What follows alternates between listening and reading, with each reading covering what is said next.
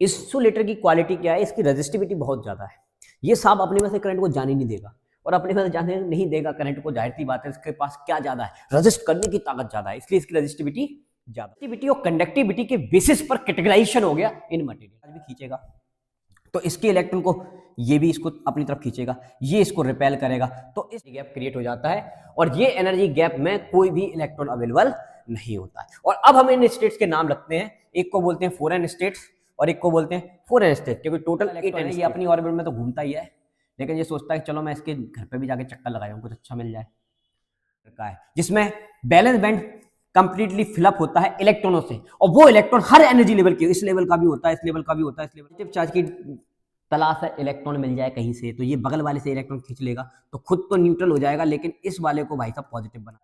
6 के बाद थोड़ा सा वोल्टेज देते हैं, करंट तेजी से बढ़ना स्टार्ट हो जाती है, तो स्टार्टिंग में करंट 0 होती है, फिर एकदम से बढ़ना, ये चेंजिंग डीसी आ रही है, तो उसमें से जो एसी नेचर है उसको तो ये अपने में जाने देगा, तो ये यहाँ से जाएगी दोबारा से इधर पहुंच जाएगी। तो हेलो, क्या हाल चाल? एकदम बढ़िया। तो बच्चों, स्वागत है आपके अपने YouTube channel Rao Sharma physics में। आज हम फिर से आप सभी लोगों के सामने आ चुके हैं एक और बेहतरीन वन शॉट के साथ। ये हमारे फेज का लास्ट वन शॉट है। यस, बिल्कुल सही समझ रहे हैं आप, सेमीकंडक्टर। तो आज की इस क्लास में हम लोग स्टडी करेंगे सेमीकंडक्टर के बारे में। कंप्लीट वन शॉट है, सारी चीज़ें बहुत अच्छे तरीके से मैं आपको करा दूंगा, फिर इससे रिलेटेड कोई भी न्यूमेरिकल आएगा डेफिनेटली आप एग्जाम में बना पाएंगे। यहाँ पर जो भी कुछ पढ़ाया जाएगा उसका PDF आपको कहाँ से प्रोवाइड होगा, तो ये टेलीग्राम चैनल है हमारा, ज़्यादा ऑडियंस नहीं है, बट आप उसको ज्वाइन करेंगे तो वहाँ पे आपको सारे PDF मिल जाएंगे। राहुल सुवंती फिजिक्स के नाम से है, एक्चुअली 2 टेलीग्राम है, तो आप कंफ्यूज हो सकते हैं। तो इससे बढ़िया आप क्या करेंगे, मैं आपको लिंक दे दूंगा, वहाँ पे जाके आप क्लिक करेंगे ना, तो डायरेक्ट आप उस टेलीग्राम चैनल पर पहुंचेंगे जहाँ से आपको ये PDF मिलेगा। ठीक है, ये व्हाट्सअप नंबर है 8109471083। अगर आपको कोई भी डाउट आता है, कोई भी दिक्कत आती है एग्जाम से रिलेटेड, आप मुझसे कॉन्टैक्ट कर सकते हैं। क्लास में आगे बढ़ने से पहले, ये हमारा राहुल सुवंती फिजिक्स के नाम से यूट्यूब चैनल है, आप चाहें तो उसको सब्सक्राइब भी कर सकते हैं। यहाँ पर प्लेलिस्ट का ऑप्शन दे रखा है, तो प्लेलिस्ट के ऑप्शन में जब आप जाएंगे तो ये आपके लिए 2026 के लिए कंप्लीट फिजिक्स यहाँ पर प्रोवाइड कराई गई है, फर्स्ट चैप्टर से लेकर लास्ट चैप्टर। तो लास्ट चैप्टर आपके लिए मैं यहाँ पर शूट कर रहा हूँ, न्यूक्लियाई तक मैं बेहतरीन तरीके से पढ़ा चुका हूँ हर एक कॉन्सेप्ट को। ठीक है ना, अगर आपकी बिल्कुल 0 लेवल की प्रिपरेशन है तो आप बहुत अच्छे से कर सकते हैं इन सारे वन शॉट को देखकर। ठीक है ना, कोई दिक्कत नहीं आएगी आपको, और मज़ा आ जाएगा, एक बार आप विजिट करके देखना एक एक चीज़ें। ठीक है, चलिए नेक्स्ट अगर मैं बात करूं तो आपके लिए एक PYQ सीरीज चल रही है, ये बहुत इंपॉर्टेंट है। अगर आप इलेक्ट्रिक चार्ज का वन शॉट देखते हैं तो उसको देखने के बाद जब आप इसको विजिट करेंगे तो आपसे न्यूमेरिकल बनेंगे। ठीक है ना, और आपको समझ में आएगा कि एग्जाम में किस तरह के क्वेश्चन आते हैं। तो ये पूरी PYQ सीरीज अभी रे ऑप्टिक्स तक मैं पढ़ा चुका हूँ, यहाँ तक आप विजिट कर सकते हैं। ठीक है, साथ ही अगर आप NCERT क्वेश्चन लगाने में रुचि रखते हैं, और वो भी लगाना ही चाहिए, तभी आप एग्जाम के न्यूमेरिकल बना पाएंगे, तो NCERT के भी यहाँ पर सारे टॉपिक्स अवेलेबल हैं। ठीक है, ओके जी। तो चलिए क्लास में आगे बढ़ते हैं, यहाँ पर आप विजिट कर लेना चीज़ों को। चलिए, तो आज का जो लेक्चर रहेगा वो हमारा सेमीकंडक्टर है। सबसे पहले हम ये समझते हैं कि सेमीकंडक्टर बेसिकली होता क्या है। देखिए, एक्चुअली में नेचर में हमें इलेक्ट्रिसिटी की रिक्वायरमेंट बहुत ज़्यादा है, क्योंकि बहुत सारे जो काम होते हैं वो इलेक्ट्रिसिटी के बिना नहीं होते हैं। तो नेचर में जो हमको मटेरियल मिलते हैं, उन मटेरियल का हमने कैटेगराइजेशन किया, किस बेसिस पे किया, तो सुनिए। उनका जो मटेरियल का कैटेगराइजेशन किया हमने रेजिस्टिविटी और कंडक्टिविटी के बेसिस पे किया। तो हमको 3 तरह के मटेरियल मिलते हैं इन 2 प्रॉपर्टीज के बेसिस पर। तो सबसे पहले आप देखेंगे मेटल। मेटल जो होता है उसकी रेजिस्टिविटी बहुत कम होती है, आप देख पा रहे होंगे 10⁻² से स्टार्ट होती है, 10⁻8 तक जाती है, ओम इंटू मीटर्स का यूनिट माना जाता है। ठीक है, कंडक्टिविटी की बात करें तो इनके पास इलेक्ट्रॉन बहुत ज्यादा होते हैं, और इलेक्ट्रॉन की वजह से ही इलेक्ट्रिसिटी कंडक्ट होती है। तो इलेक्ट्रिसिटी को कंडक्ट करने के लिए मेटल ज्यादा सफिशिएंट मेटल माना, मतलब मटेरियल माना जाता है। तो इसकी कंडक्टिविटी बहुत ज्यादा होती है, 10⁻² से लेकर 10⁻8 साइमन पर मीटर। अब बात करें, एक दूसरे तरह का हमको मटेरियल मिलता है आपका इंसुलेटर। इंसुलेटर की क्वालिटी क्या है, इसकी रेजिस्टिविटी बहुत ज्यादा है, ये साहब अपने में से करंट को जाने नहीं देगा, और अपने में जाने नहीं देगा करंट को, जाहिर सी बात है इसके पास क्या ज्यादा है, रेजिस्ट करने की ताकत ज्यादा है, इसलिए इसकी रेजिस्टिविटी ज्यादा होती है। 10⁻11 से लेकर 10⁻19 ओम इंटू मीटर होती है। जब भाई ये करंट को रेजिस्ट ही कर रहा है, तो जाने ही नहीं दे रहा है, तो जाहिर सी बात है कंडक्टिविटी तो लो होगी। तो 10⁻11 से लेकर 10⁻19 इसकी इतनी कम कंडक्टिविटी होती है। फिर हमने देखा कि नेचर में कुछ ऐसे मटेरियल भी हमको मिले जिनकी कंडक्टिविटी और रेजिस्टिविटी इन दोनों के बीच में पाई जाती है। जैसे उसका नाम हमने बीच में पाई जाती है, इसलिए इसका नाम पड़ गया सेमीकंडक्टर। यानी कि इनमें कंडक्टर की भी प्रॉपर्टी है और इंसुलेटर की प्रॉपर्टी है, यानी करंट को भी अलाउ करेगा और जब मर्जी आएगी तो करंट को अलाउ भी नहीं करेगा। यानी कि सेमीकंडक्टर है, आधा कंडक्टर तो आधा इंसुलेटर है। इसकी रेजिस्टिविटी कम होती है, 10⁻⁵ से लेकर 10⁻⁶ ओम इंटू मीटर होती है, लेकिन कंडक्टिविटी भी होती है इसके पास 10⁻⁵ से लेकर 10⁻⁶ साइमन पर मीटर। तो ये रेजिस्टिविटी और कंडक्टिविटी के बेसिस पर कैटेगराइजेशन हो गया इन मटेरियल का। इतनी बात आपको समझ में आते आगे। तो अब हम देखेंगे कि एलिमेंट जो होता है, सेमीकंडक्टर एक एलिमेंट है जिसमें हमको दो एलिमेंट देखने को मिलते हैं, सिलिकॉन और जर्मेनियम, ठीक है, यानी कि ये सेमीकंडक्टर्स हैं। अब हमको सेमीकंडक्टर्स की स्पेशलिटी या प्रॉपर्टी टाइप के और भी मटेरियल देखने को मिले जो कि कंपाउंड है, कंपाउंड सेमीकंडक्टर, जैसे आपका इनऑर्गेनिक हो गया, ऑर्गेनिक हो गया, ऑर्गेनिक पॉलीमर्स हो गए। तो ये उनके नाम दे रखे हैं, आप आराम से देख सकते हैं, cadmium, sulphur, gallium arsenide, indium phosphorus, इस तरह से ये हमको पॉलीपायरोल होता है, पॉली एलाइन होता है, पॉलीथियोफीन होता है, इस तरह से हमको ये मटेरियल मिलते हैं नेचर में जिनमें सेमीकंडक्टिव प्रॉपर्टी पाई जाती है। तो ये कंपाउंड सेमीकंडक्टर है और प्योर सेमीकंडक्टर आपके ये है सिलिकॉन और जर्मेनियम। चलिए अब हम समझते हैं यहां पर एक बड़ी खास चीज।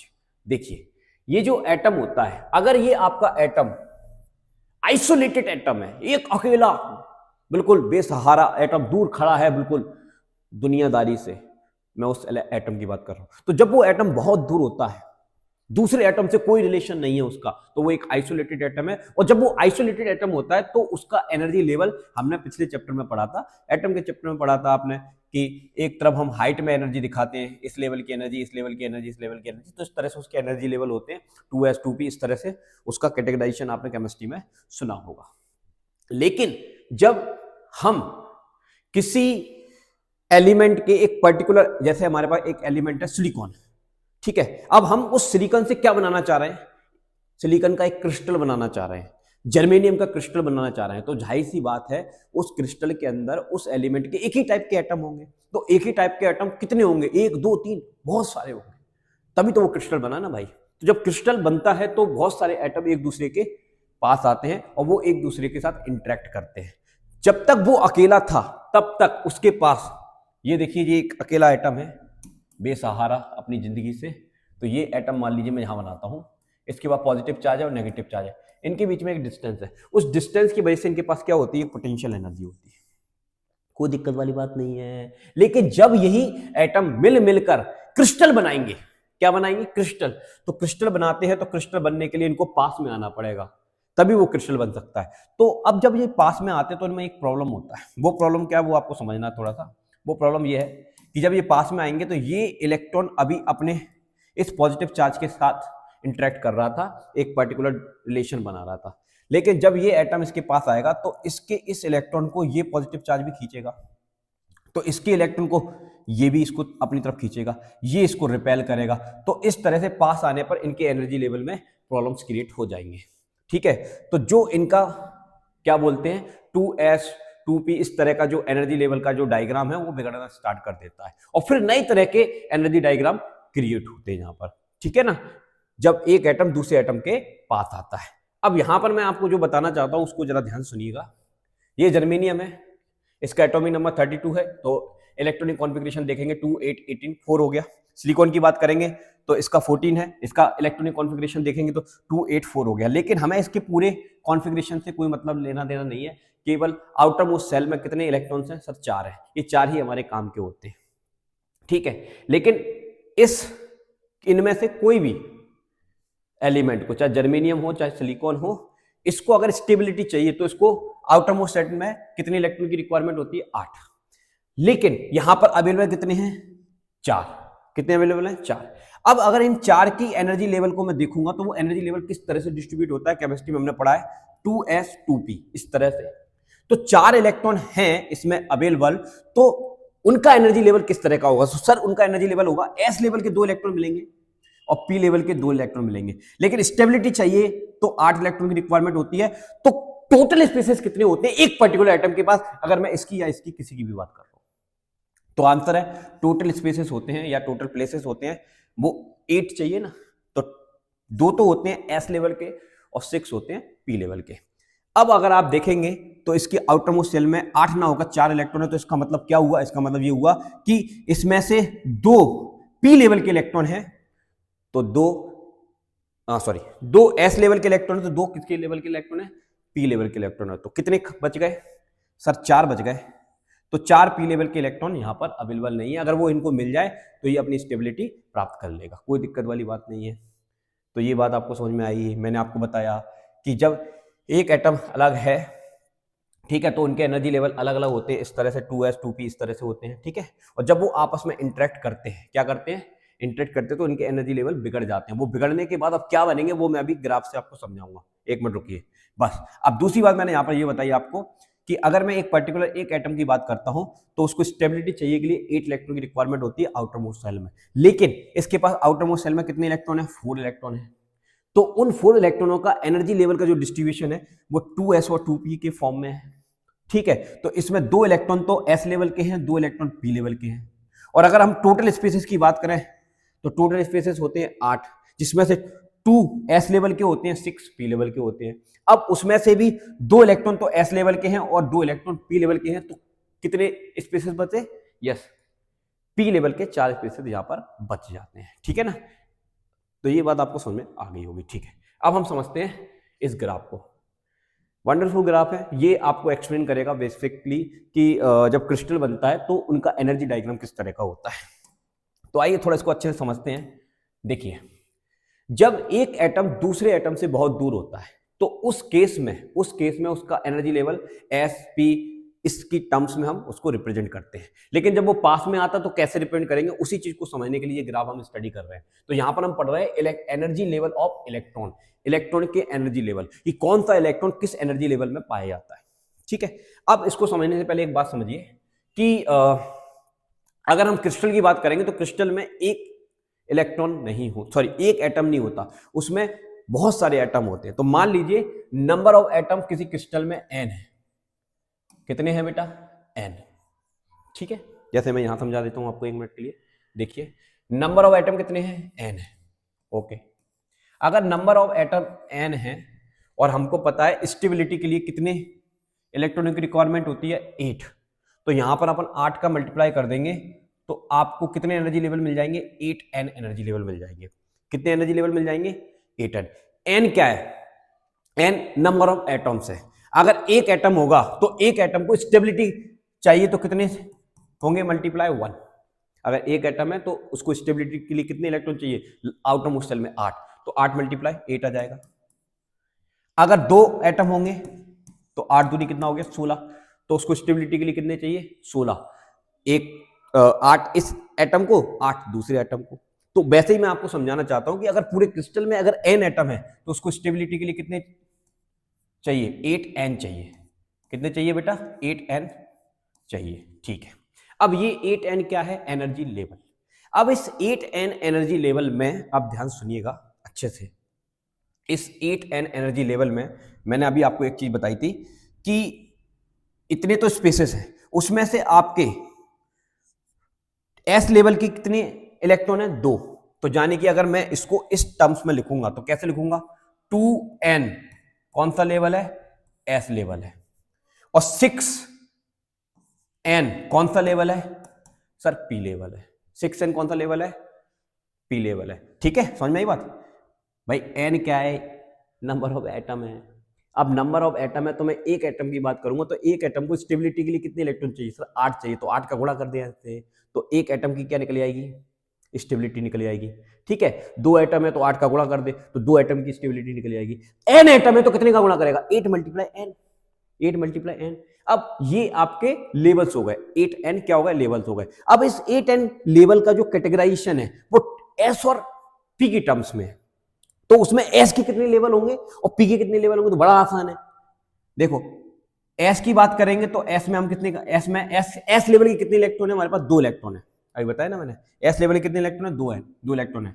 और हमारे पास n एटम है तो s लेवल के कितने एनर्जी लेवल हो जाएंगे, 2n हो जाएंगे। कितने हो जाएंगे बेटा, 2n हो जाएंगे। इसी तरह से p लेवल के कितने इलेक्ट्रॉन है, सर 2 ही इलेक्ट्रॉन है, लेकिन होने कितने चाहिए? 6 होने चाहिए। उसमें से 2 फिलअप है तो 4 कैसे होंगे? खाली होंगे। एनीवे उसको जानने दीजिए बाद में, लेकिन अभी फिलहाल मैं ये बोल रहा हूं कि पी लेवल के कितने इलेक्ट्रॉन होने चाहिए? 6n होने चाहिए। 6n अगर n एटम है तो टोटल कितना हो जाएगा? 8n हो जाएगा। तो 8n एनर्जी लेवल हो गया, जिसमें से 2n s लेवल के एनर्जी लेवल है और 6n p लेवल के एनर्जी लेवल है। इतनी बात आपको समझ में आ गई होगी आराम से। चलिए अब आइए इधर। अब यहां पर अगर आप देखेंगे ध्यान से तो मैं आपको बताता हूं, इस सिलिकॉन का मैंने डायग्राम बना दिया, ठीक है। यहां पर NS सेल है, ओके। अब यहां पर आप ये देखिए कि हमारे पास टोटल स्टेट्स कितनी है? 8n, क्योंकि एटम n है तो हमने 8 से मल्टीप्लाई कर दिया n में, तो 8n आपकी क्या हो गई? स्टेट्स हो गई, ओके। अब इन 8n स्टेट्स में से 2n स्टेट्स तो s लेवल की हैं, जो s लेवल की एनर्जी रखती हैं, और इसी 8n स्टेट में से यस 6n p लेवल की स्टेट्स है, ठीक है, कोई दिक्कत वाली बात नहीं। और अभी हमने स्टडी किया था कि अगर हम एक एटम की बात करते हैं तो उसमें 2 इलेक्ट्रॉन s लेवल के होते हैं और 2 इलेक्ट्रॉन p लेवल के होते हैं, बताया था अभी। तो अब आइए s लेवल पर, तो 2n स्टेट्स हैं और हमारे पास n एटम्स हैं, तो आपके पास कितने इलेक्ट्रॉन होंगे s लेवल के? 2n इलेक्ट्रॉन्स होंगे s लेवल के। अब 2 और बचे और n एटम है तो कितने इलेक्ट्रॉन हो गए? 2n इलेक्ट्रॉन हो गए। वो कितने किस लेवल में जाएंगे? p लेवल में जाएंगे। किस लेवल में जाएंगे भाई? p लेवल में। तो याद रखिए 6n स्टेट्स p लेवल के, जिसमें से 2n इलेक्ट्रॉन फिलअप हैं p लेवल में, और 2n स्टेट है s लेवल के, जिसमें से 2n इलेक्ट्रॉन फिलअप हैं s लेवल में, ठीक है। चलिए ये कब की कहानी है? जब एक एटम दूसरे एटम से बहुत दूर है, ठीक, नो प्रॉब्लम। अब ये दोनों एटम एक दूसरे के पास आते हैं, जब ये एक दूसरे के पास आते हैं तो इनके एनर्जी लेवल में थोड़ा सा डिस्ट्रीब्यूशन होने लगता है। तो जैसे अगर हम इस लोकेशन की बात करेंगे, तो इस लोकेशन की बात करेंगे तो अभी आपको इनके बीच में एक गैप दिख रहा है। क्या दिख रहा है? गैप दिख रहा है। धीरे धीरे जो और पास आते जाएंगे तो ये गैप खत्म होते जाएगा, और पास आते जा रहे गैप खत्म होते, यहां पर जाके ये गैप क्या हो जाता है? खत्म हो जाता है। तो अब क्या होगा? ये सब आपस में मिक्सअप हो जाएंगे, और मिक्सअप हो जाएंगे तो अब आपको क्या पता चलेगा कि इस लेवल का भी इलेक्ट्रॉन है, इस लेवल का भी इलेक्ट्रॉन है, इस लेवल का भी इलेक्ट्रॉन है, इस लेवल का भी है, इस लेवल का भी, इस लेवल, हर एनर्जी लेवल के आपको इलेक्ट्रॉन मिलना स्टार्ट हो जाते हैं। इनके बीच का जो गैप था वो खत्म हो जाता है, गैप था वो खत्म हो जाता है।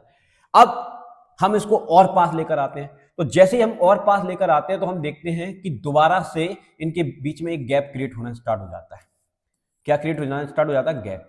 और ऐसे करते करते करते इनको अगर हम एक्चुअल डिस्टेंस पे ले आए, यानी कि एक एटम को बिल्कुल इतना पास ले आए कि वो उसके सरफेस से टच हो जाए, तो उनके सेंटर टू सेंटर जो डिस्टेंस रहेगा तो वो एक्चुअल स्पेस रहता है, एक्चुअल स्पेस रहता है। तो जब हम इसको एक्चुअल स्पेस तक लेकर आते हैं तो फिर हम देखते हैं कि इसमें दोबारा से गैप क्रिएट हो जाता है। अब इस गैप में हमको ये देखने को मिलता है कि इस गैप में जो हमारी 8n स्टेट्स थी उसमें से 4n स्टेट्स अलग हो जाती हैं और 4n स्टेट बची हुई 4n स्टेट्स अलग हो जाती हैं, और इनके बीच में एक एनर्जी गैप क्रिएट हो जाता है। इनके बीच में एक एनर्जी गैप क्रिएट हो जाता है, और ये एनर्जी गैप में कोई भी इलेक्ट्रॉन अवेलेबल नहीं होता है। और अब हम इन स्टेट्स के नाम रखते हैं, एक को बोलते हैं 4n स्टेट्स और एक को बोलते हैं 4n स्टेट्स, क्योंकि टोटल 8n स्टेट्स थी। तो जिसमें से 4n स्टेट्स 0 इलेक्ट्रॉन की होती है, यानी कि इसमें कोई इलेक्ट्रॉन नहीं पाए जाते, और एक 4n स्टेट ऐसी होती है जो 4n इलेक्ट्रॉन्स की होती है। तो जो अभी आपके 2 इलेक्ट्रॉन मजे कर रहे थे कहां पर? p लेवल में, ठीक है, और 2 इलेक्ट्रॉन मजे कर रहे थे s लेवल में। अब उनका क्या हुआ? वो सब आपस में मिक्सअप होके एक ही लेवल में पहुंच गए, और उसको हमने एक नाम दे दिया 4n स्टेट, जिसमें 4n इलेक्ट्रॉन होते हैं, ठीक है ना, और जो बची हुई 4n स्टेट होती है उसमें कोई इलेक्ट्रॉन नहीं होते। तो अब हमने इनको नाम दिया जो 4n स्टेट है जिसमें कोई इलेक्ट्रॉन अवेलेबल नहीं है, उसको हम बोलेंगे क्या बोलेंगे? Conduction band. क्या बोलेंगे? कंडक्शन बैंड, जो अपर लेवल पर होती है, ये वाली जो चीज है अपर लेवल पर, इसको हमने नाम दिया कंडक्शन बैंड, जिसकी 4n स्टेट्स हैं और इसमें कोई इलेक्ट्रॉन अवेलेबल नहीं है, ठीक है। जिसमें इलेक्ट्रॉन अवेलेबल है वो भी 4n स्टेट्स हैं, तो हमारी दूसरी 4n स्टेट कौन सी है? लोअर वाली, नीचे वाली, उसको हमने नाम दिया बैलेंस बैंड। तो बैलेंस बैंड की भी 4n स्टेट्स होती हैं, कंडक्शन बैंड की भी 4n स्टेट्स होती हैं।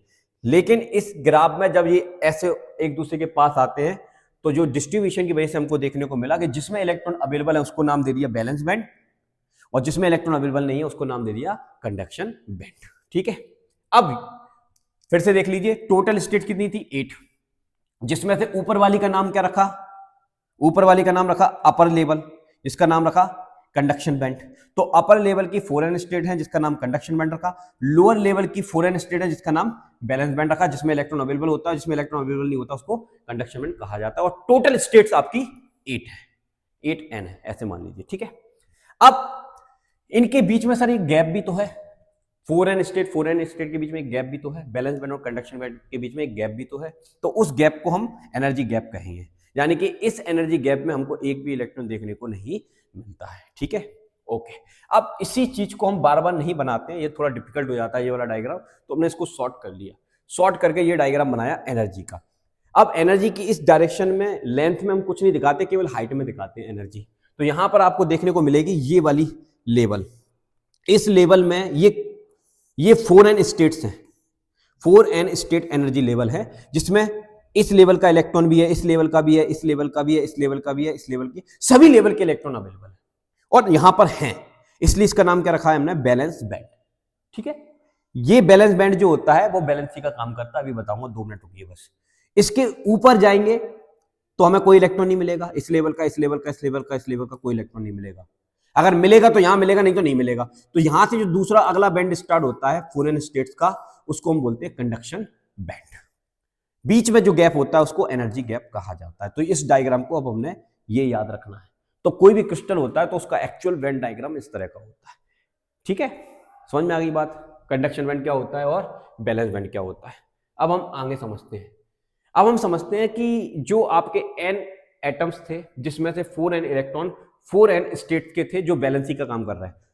तो बैलेंसी का मतलब क्या है, देखिए ये एक सिलिकॉन है, सिलिकॉन का एटम है, उसके जस्ट बगल में एक और सिलिकॉन का एटम है, उसके जस्ट बगल में एक और सिलिकॉन का एटम है, इस तरह से चारों तरफ से घेर के रखा हुआ है, बढ़िया, कोई दिक्कत नहीं है। एक सिलिकॉन एटम को अपनी स्टेबिलिटी के लिए 8 इलेक्ट्रॉन की आवश्यकता है, बेचारे के पास 4 ही है, कितने हैं, 4। तो अब होगा क्या, तो ये क्या करेगा, अपने बाजू वालों से एक बॉन्ड बना लेगा जिसको कोवैलेंट बॉन्ड कहते हैं, ठीक है। कोवैलेंट बॉन्ड में मतलब शेयरिंग होती है, क्या होती है, शेयरिंग। शेयरिंग का मतलब क्या होता है, ये वाला जो इलेक्ट्रॉन है, ये वाला इलेक्ट्रॉन है, ये अपनी ऑर्बिट में तो घूमता ही है, लेकिन ये सोचता है कि चलो मैं इसके घर पे भी जाके चक्कर लगाऊं, कुछ अच्छा मिल जाए।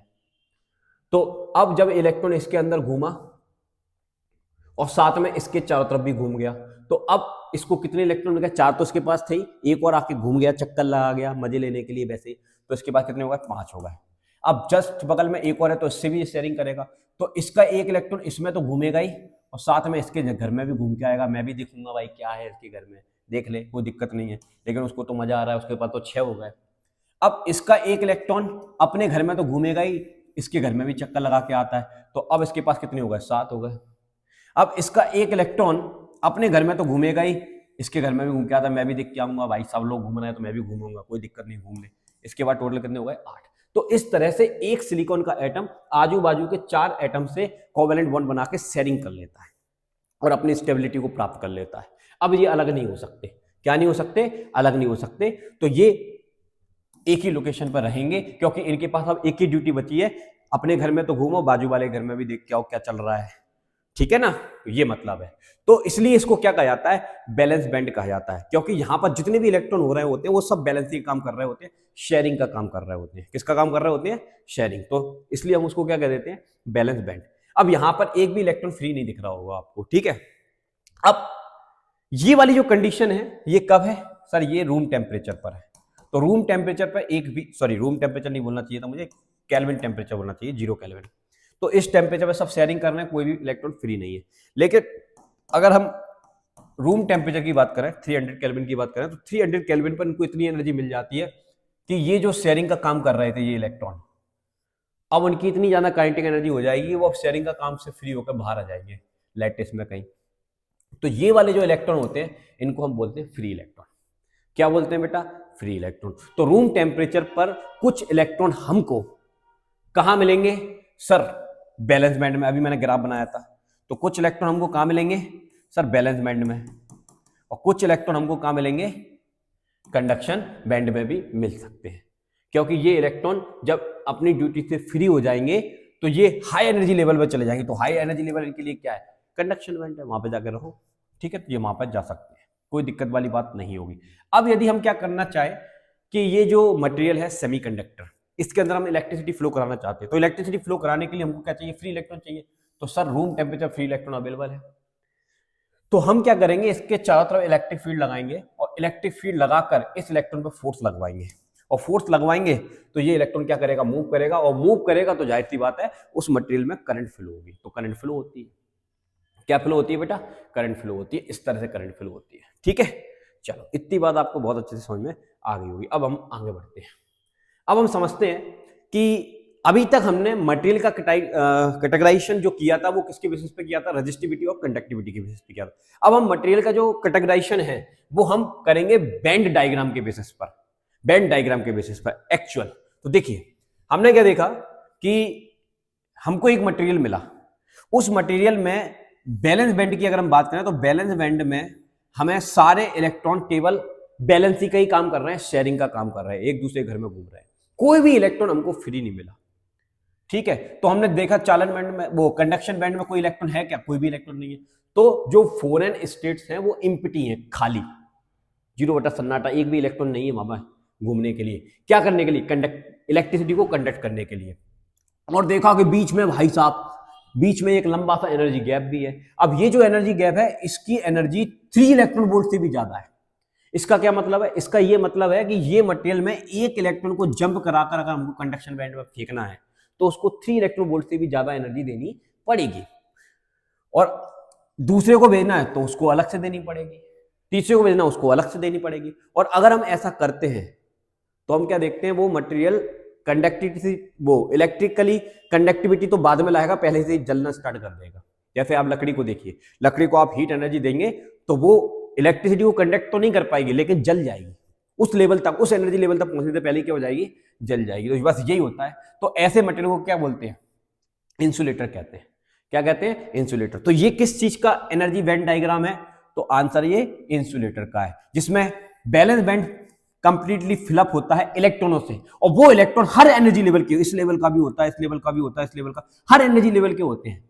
तो बैलेंस बैंड में 4n स्टेट्स हैं, उन 4n स्टेट में सभी एनर्जी लेवल के इलेक्ट्रॉन अवेलेबल है, और वो सब बैलेंसिंग का काम कर रहे हैं। कोई भी इलेक्ट्रॉन इस एनर्जी लेवल का नहीं है जो इलेक्ट्रिसिटी को कंडक्ट कर सके, और अगर उसको कंडक्ट करवाना है तो हमको हर एक इलेक्ट्रॉन को इतनी एनर्जी देनी पड़ेगी, तब वो कंडक्शन बैंड में जाएगा और इलेक्ट्रिसिटी को कंडक्ट कराएगा, नो प्रॉब्लम। तो ये वाली जो प्रॉपर्टी, ये वाला जो डायग्राम हमने देखा वो किस में देखने को मिला, इंसुलेटर में। तो अब क्या याद रखना है, ये याद रखना है कि कंडक्शन में एम्प्टी होता है, बैलेंस बैंड फिलअप होता है, और एनर्जी गैप इनके बीच में 3 इलेक्ट्रॉन वोल्ट से भी ज्यादा होता है। So not possible for electrons to jump, तो इलेक्ट्रॉन को जंप कराना पॉसिबल नहीं है। अब हमने एक दूसरे तरह का मटेरियल देखा। अब दूसरे तरह के मटेरियल को हमने देखा तो रूम टेम्परेचर पे हमको ये देखने को मिला कि उसमें कंडक्शन बैंड में कुछ इलेक्ट्रॉन हैं, यहां पर कुछ इलेक्ट्रॉन कंडक्शन बैंड में हमको देखने को मिल जाते हैं। यहां पर ये देखो, ये मिल गए, ये मिल गए, ये मिल गए। तो हम देखते हैं कि पार्शली फिल्ड होता है कंडक्शन बैंड, यानी कि अगर आप इसको थोड़ी सी एनर्जी दे देंगे तो ये इलेक्ट्रॉन सब इलेक्ट्रिसिटी को कंडक्ट करना स्टार्ट कर देंगे। लेकिन बैलेंस बैंड भी पार्शली फिल्ड होता है, तो इसमें इलेक्ट्रॉन्स होते हैं, और एक दूसरी चीज भी होती है जिसको हम होल कहेंगे, अभी मैं आगे बताऊंगा आपको, ठीक है। तो इसमें हमको इलेक्ट्रॉन और होल देखने को मिलते हैं, और इनके बीच में भी एक एनर्जी गैप होता है। वो एनर्जी गैप जो होता है, यहां पर थोड़ा सा गलत हो गया, वो एनर्जी गैप जो होता है वो 3 इलेक्ट्रॉन वोल्ट से कम एनर्जी का होता है, यानी कि इससे कम एनर्जी आप दोगे ना तो ये इलेक्ट्रॉन जंप कर करके कहां चले जाएंगे, कंडक्शन बैंड में चले जाएंगे, और कंडक्शन बैंड में चले जाएंगे तो ये इलेक्ट्रिसिटी को कंडक्ट कर सकते हैं। तो ये वाली जो प्रॉपर्टी, ये वाला जो डायग्राम, बैंड डायग्राम हमको मिला जिस मटेरियल का देखने के लिए, उस मटेरियल को हमने नाम दिया सेमीकंडक्टर। तो ये सेमीकंडक्टर का बैंड डायग्राम है। बात समझ में आई आपको, सेमीकंडक्टर का, जिसमें एनर्जी गैप जो होता है वो 3 इलेक्ट्रॉन वोल्ट से कम एनर्जी रखता है, यानी कि possible to give thermal energy so that electron can jump to conduction band. अगर हम उसको थोड़ी सी भी हीट दे देंगे तुरंत जंप कर करके वहां पहुंच जाएंगे और इलेक्ट्रिसिटी को क्या करा देंगे, कंडक्ट करा देंगे। अब तीसरा मटेरियल हमने देखा जो कि हमको पता है मेटल्स है। तो मेटल्स में बेटा कंडक्शन बैंड और बैलेंस बैंड के बीच में कोई एनर्जी गैप नहीं होता है, वो आपस में एक दूसरे को ओवरलैप करते हैं, यानी कि आपको इस लेवल का भी इलेक्ट्रॉन मिल जाएगा, इस लेवल का भी आपको मिल जाएगा। तो ये बैलेंसी का भी काम कर रहा है, और साथ में अगर आप एनर्जी दे देंगे तो इलेक्ट्रिसिटी को भी क्या कर देगा, कंडक्ट कर देगा। तो इनके बीच में ओवरलैपिंग होती है, इनके बीच में कोई गैप मैप नहीं होता है। ये कौन होता, ये किसका डायग्राम है, मेटल का डायग्राम है। So energy band, energy bend, overlap, electron always available for conduction. तो हमेशा अवेलेबल रहते हैं इलेक्ट्रॉन कंडक्शन में, सॉरी मेटल में। चलिए इतनी बात आपको समझ में आ गई होगी। अब हम अपनी स्टोरी को आगे बढ़ाते हैं। तो स्टोरी में अब हम समझने जा रहे हैं कि सेमीकंडक्टर जो होते हैं वो दो टाइप्स के हमको देखने को मिलते हैं। एक हमको मिलता है इंस्ट्रिंसिक सेमीकंडक्टर और एक हमको मिलता है एक्सट्रिंसिक सेमीकंडक्टर। चलिए अब इंस्ट्रिंसिक सेमीकंडक्टर किसको कहते हैं? इंस्ट्रिंसिक सेमीकंडक्टर वो कंडक्टर होता है जिसमें एक ही टाइप के एलिमेंट होते हैं, यानी कि सिलिकॉन है तो पूरा सिलिकॉन का ही एटम आपको चारों तरफ देखने को मिलेगा। जैसे मैंने एक लैटिस बनाया हुआ है, जाला बनाया हुआ है सिलिकॉन का। ये जो सिलिकॉन का जाला आप देख पा रहे हैं ये किस लेवल पर है? ये 0 केल्विन टेम्परेचर पर है। तो 0 केल्विन टेम्परेचर पर इस सिलिकॉन का एक एक इलेक्ट्रॉन अपने बाजू वाले के साथ क्या कर लेगा? शेयरिंग कर लेगा। शेयरिंग करके स्टेबिलिटी प्राप्त कर लेगा और मजे से रहेगा। इसमें आपको एक भी इलेक्ट्रॉन फ्री देखने को नहीं मिलेगा ये लेवल में, यहां पर आप देख पा रहे हैं। तो इसका मतलब ये वाला जो मटेरियल है ये, इसको हम बोलेंगे इंस्ट्रिंसिक सेमीकंडक्टर, जिसमें क्या होता है? All atom same element 100%।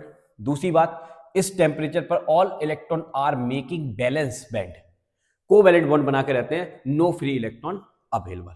लेकिन अगर हम अभी की बात करें तो अभी कौन सा टेम्परेचर है? रूम टेम्परेचर की बात करें तो रूम टेम्परेचर पर इनको इतनी एनर्जी मिल जाएगी कि ये इलेक्ट्रॉन शेयरिंग का काम छोड़कर फ्री होकर बाहर आ जाएंगे जाले में। तो अब आगे देखते हैं। तो ये क्या हुआ? अब इनमें से इनको मैंने रख दिया किसने टेम्परेचर पर? रूम टेम्परेचर पर। सपोज 300 केल्विन में मान लेता हूं उसको, ठीक है। तो रूम टेम्परेचर पर मैं जैसे ही लाऊंगा तो ये इलेक्ट्रॉन जो होंगे वो शेयरिंग का काम छोड़ के भाग जाएंगे।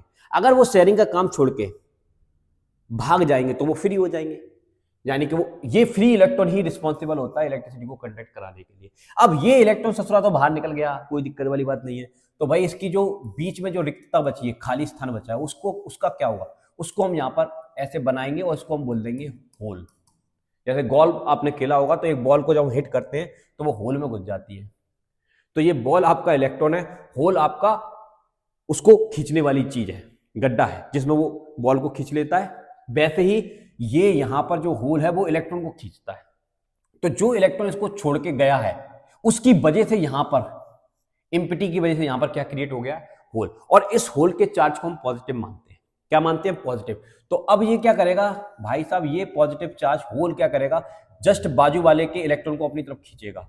तो ये इलेक्ट्रॉन इसमें डुबकी लगाएगा तो यहां पर क्या क्रिएट हो जाएगा? होल। अब ये होल क्या करेगा? जस्ट बाजू वाले को इलेक्ट्रॉन को खींचेगा। तो ये इलेक्ट्रॉन इसमें डुबकी लगाएगा तो यहां पर क्या क्रिएट हो जाएगा? होल।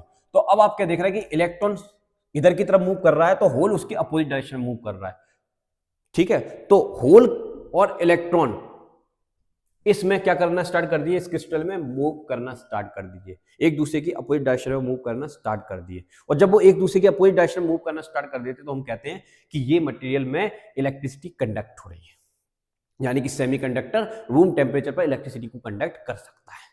क्या कर सकता है? इलेक्ट्रिसिटी को कंडक्ट कर सकता है। बात समझ में आई? अब इसी बात को मैंने यहां लिखा है अच्छे से। क्या लिखा है? Some electron leave orbital atom due to their higher level. तो वो बैलेंस लेवल से कहां चले गए? हायर लेवल में चले गए। This is now free electron. तो वो क्या हो गए? फ्री हो गए at compel of, sorry compel पढ़ दिया, कैपेबल लिखा हुआ, capable of conducting electricity the seat backend. तो वो कैपेबल हो गए हैं इलेक्ट्रिसिटी को कंडक्ट करने के लिए। और अब उनके स्थान पर जो सीट बैकेंट है उसको हमने एक नाम दिया है होल। उसको क्या बोलेंगे बेटा? होल। और ये होल जो होता है इसके पास पॉजिटिव चार्ज होता है। It can attract an electron. तो आजू बाजू में से ये इलेक्ट्रॉन को खींचता रहता है और अपने अंदर डुबकी लगवाता रहता है। बहुत बढ़िया, लगवा। Electron keep jumping, electron jump कर करके उसके पास आएंगे और होल में घुस जाएंगे। Therefore location of hole keep changing, इसलिए होल की लोकेशन चेंज होती रहती है। चलिए बहुत अच्छे से आपको ये बात समझ में आ गई, ठीक है। तो रूम टेम्परेचर पर अगर यदि हम इस क्रिस्टल का डायग्राम बनाएंगे, बैंड डायग्राम, तो वो बैंड डायग्राम हमको कैसा मिलेगा? ऐसा मिलेगा।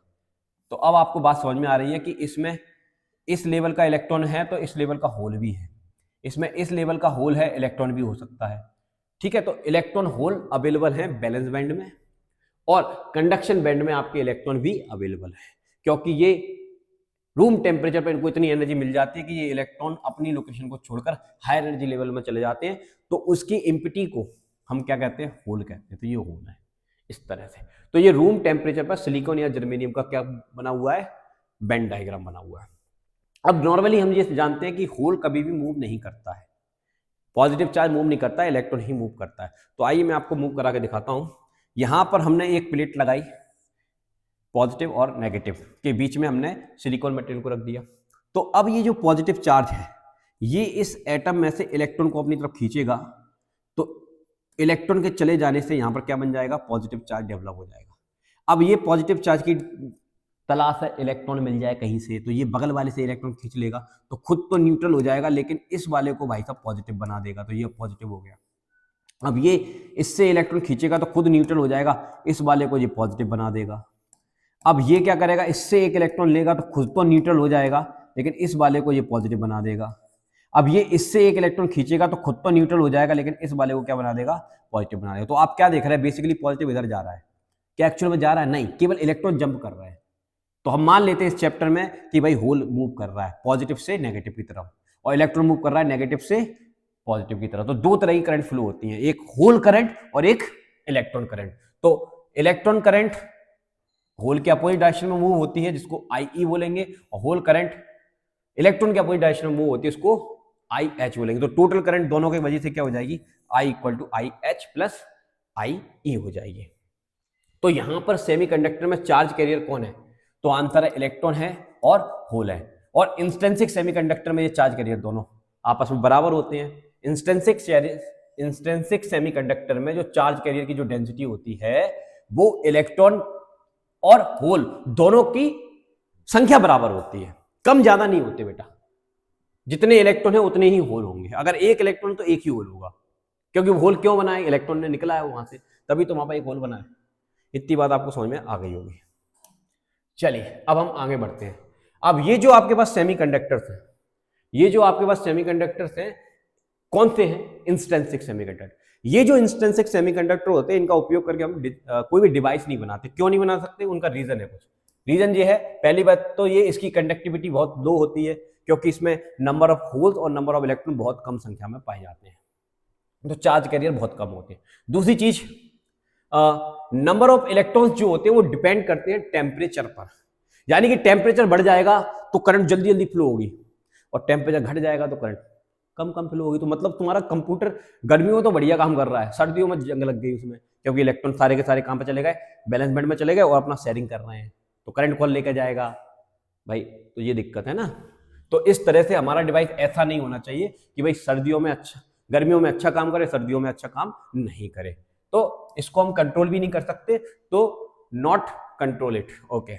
दूसरी चीज, इसमें नंबर ऑफ इलेक्ट्रॉन की डेंसिटी नंबर ऑफ होल की डेंसिटी के ठीक बराबर होती है, तो therefore current have a fixed ratio.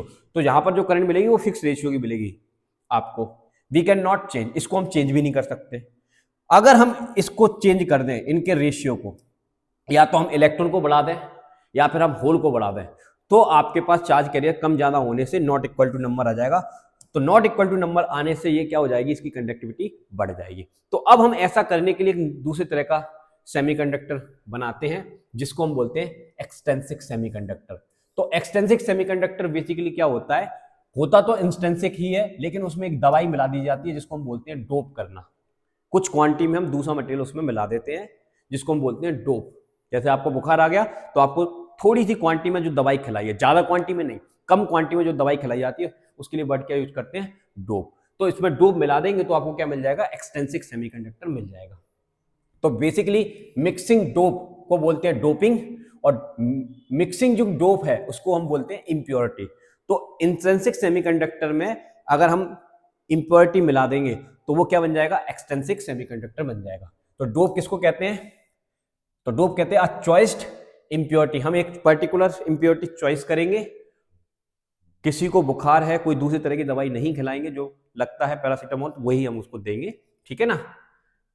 तो अलग तरह की दवाई नहीं ले सकते कि किसी को कुछ भी खिला दिया। तो अगर हम बात करें अ choiced impurity mixed in major, तो जो एक इम्प्योरिटी हम उसको चॉइस करेंगे और उसको मेजर करेंगे और मेजर करने के बाद उसको उसमें मिलाएंगे, ठीक है। तो a choiced impurity mixed in major quantity is called dope. The process is doping. तो इस प्रोसेस को हम क्या कहते हैं, डोपिंग कहते हैं। अब ये जो मेजर क्वांटिटी होती है उसको हम नापते हैं ppm में, इसका मतलब होता है पार्ट पर मिलियन, ठीक है। और पार्ट पर मिलियन इसको नापना बहुत आसान होता है, नंबर ऑफ एवोगैड्रो की हेल्प से हम इसको मेजर करते हैं।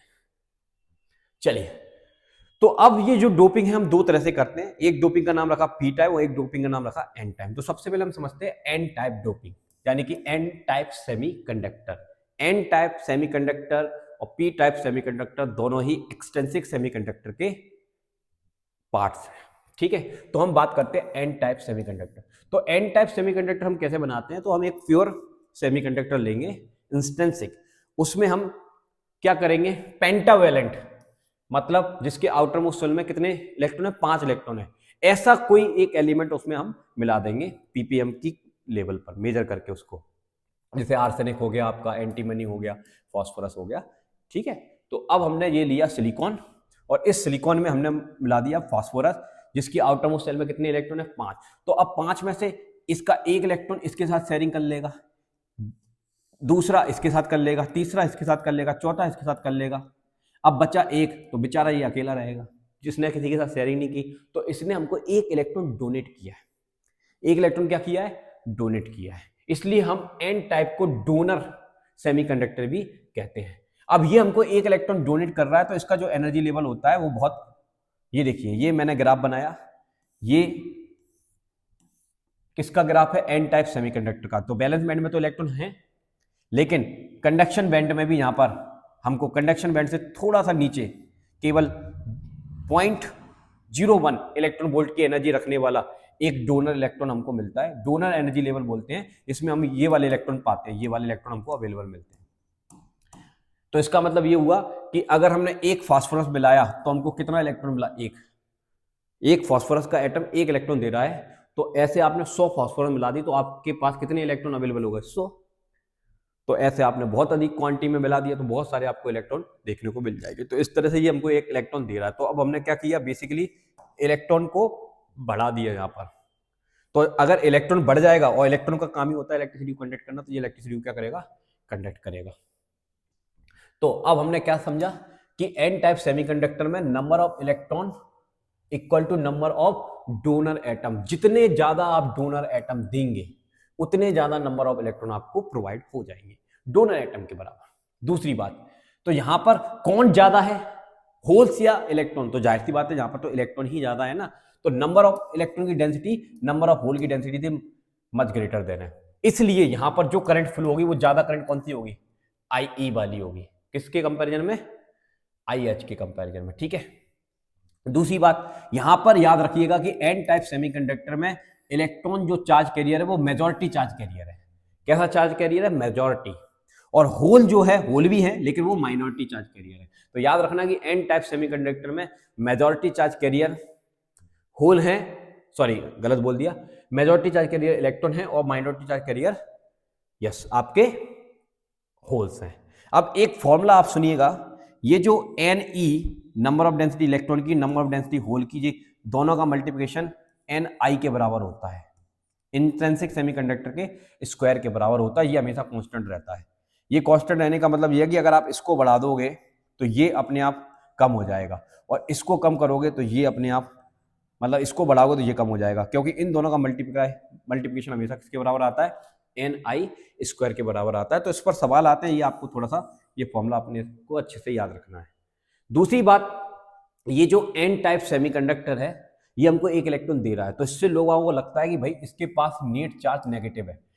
तो अब मेरी बात ध्यान सुनना, इस सिलिकॉन का नेट चार्ज पहले कितना था, जितने इलेक्ट्रॉन उतने ही पॉजिटिव, तो नेट चार्ज कितना था सर, 0। फास्फोरस मिलाने से पहले फास्फोरस का नेट चार्ज कितना था सर, इसका भी 0। अब यही फास्फोरस नेट चार्ज 0 वाला फास्फोरस नेट चार्ज वाले सिलिकॉन में आके बैठ जाएगा, तो क्या ये चार्ज को बढ़ा देगा क्या, नहीं, या घटा देगा क्या, नहीं। तो इसका नेट चार्ज भी 0 है, इसका नेट चार्ज भी 0 है, तो इस पूरे सिस्टम का भी नेट चार्ज कितना रहेगा, 0 होगा। ये सिर्फ हमें एक इलेक्ट्रॉन एक्स्ट्रा दे रहा है, क्योंकि इसके पास एक इलेक्ट्रॉन एक्स्ट्रा है, लेकिन उतनी ही क्वांटिटी में पॉजिटिव चार्ज भी है। तो आप ऐसा मत समझिए कि एन टाइप सेमीकंडक्टर के पास जब हम पेंटावलेंट मिलाते हैं तो हमको एक इलेक्ट्रॉन मिलता है, एक इलेक्ट्रॉन मिलता नहीं है। वो फास्फोरस पहले से ही नेट चार्ज 0 वाला था, अब उसके अंदर गया तब भी उसका नेट चार्ज 0 ही रहेगा, ठीक है। चलिए उसके आने की वजह से हमको एक इलेक्ट्रॉन ज्यादा दिख रहा है, क्योंकि वो इलेक्ट्रॉन ज्यादा इसलिए दिख रहा है क्योंकि वो किसी के साथ शेयरिंग नहीं कर रहा है, तो वो अलग से वहीं पर है। और उस इलेक्ट्रॉन को जीरो, उसके चार्ज को जीरो करने वाला उसके पास फॉस्फोरस के बाद एक पॉजिटिव चार्ज अवेलेबल है, इसलिए उस पूरे सिस्टम का नेट चार्ज कितना होगा, जीरो। तो ये बहुत इंपॉर्टेंट बात है, याद रखना। Net charge of N type is zero and majority charge carrier कौन है, नेगेटिव। तो यहां पर नेट चार्ज एन टाइप का जीरो है और मेजॉरिटी चार्ज कैरियर कितना है, नेगेटिव है। ठीक है, अब हम पढ़ते हैं पी टाइप डोपिंग। तो पी टाइप डोपिंग कैसे करते हैं, ट्राइवेलेंट एटम मिलाते हैं, जैसे एल्यूमिनियम हो गया, गैलियम हो गया, इंडियम हो गया, ये सब आपके ट्राइवेलेंट है। तो ट्राइवेलेंट को मिलाएंगे तो इस एल्यूमिनियम के आउटर मोस्ट शेल में 3 इलेक्ट्रॉन है, तो एक इलेक्ट्रॉन इसके साथ शेयरिंग कर लिया, एक इलेक्ट्रॉन इसके साथ शेयरिंग कर लिया, एक इलेक्ट्रॉन इसके शेयरिंग कर लिया। लेकिन इस सेमीकंडक्टर का एक इलेक्ट्रॉन इसके साथ शेयरिंग करना चाह रहा था, लेकिन अब वो इलेक्ट्रॉन है ही नहीं, 3 ने तो मजे कर लिए, एक रह गया बेचारा। तो उस रहने वाले की जगह खाली रहेगी, तो उसको हम क्या बोलेंगे, होल। तो एल्यूमिनियम अकेला एक एटम एल्यूमिनियम का आया तो उसने एक होल बनाया, ऐसे 1000 एटम आ गए तो 1000 होल क्रिएट हो जाएंगे, 1 लाख आ गए तो 1 लाख होल क्रिएट हो जाएंगे यहाँ पर। ठीक है, लेकिन फिर से वही बात, इसका नेट चार्ज जीरो ही रहेगा, क्योंकि एल्यूमिनियम आने से पहले एल्यूमिनियम का नेट चार्ज कितना था, जीरो। सिलिकॉन का नेट चार्ज कितना था, जीरो। अब दो नेट चार्ज वाली चीज को मिलाओगे तब भी नेट चार्ज कितना रहेगा, जीरो। ठीक है, ये किसी के साथ शेयरिंग नहीं कर पा रहा है, इसलिए ये हमको होल दे रहा है, ये होल आपको एक्स्ट्रा दिख रहा है यहाँ पर। ठीक है, तो चूंकि ये होल क्या करता है, एक इलेक्ट्रॉन लेता है, तो जो चीज लेने वाली होती है उसको बोलते हैं एक्सेप्टर। तो यहां पर एक्सेप्टर हो गया, ये एक्सेप्टर डोपेंड हो गया ये। ठीक है, तो एल्यूमिनियम क्या हो गया, एक्सेप्टर हो गया, ये लेने वाला है, और वो क्या था, देने वाला था। ठीक है, ओके। तो पी टाइप इलेक्ट्रॉन लेता है और एन टाइप इलेक्ट्रॉन देता है, बात समझ में आ गई होगी। तो इसमें मेजॉरिटी चार्ज कैरियर होल हो गए और माइनॉरिटी चार्ज कैरियर कौन हो गए, इलेक्ट्रॉन हो गए। तो अब यहां पर इसका एनर्जी लेवल देखेंगे तो ये जो होल होते हैं जितने भी, वो बैलेंस बैंड से ठीक ऊपर 0.01 इलेक्ट्रॉन वोल्ट की एनर्जी से बधे रहते हैं।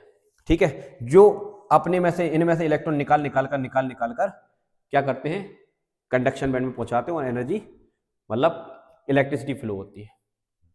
ओके, तो अब आपने क्या देखा कि इसमें होल की डेंसिटी ज्यादा है इलेक्ट्रॉन की डेंसिटी से, इसलिए होल करंट ज्यादा होगी, इलेक्ट्रॉन करंट कम होगी। ये दोनों का मल्टीप्लिकेशन हमेशा Ni के ही बराबर होगा। नेट चार्ज हमेशा जीरो रहेगा। ओके, चार्ज कैरियर आपका पी टाइप में होल है, ये याद रखना। तो बेनिफिट्स हमको क्या मिल गए इसके, कंडक्टिविटी इंप्रूव हो गई due to large number of dopant atom मिल गए यहाँ पर। ठीक है, डोपेंट एटम हो गए। Energy atom give 1 charge career.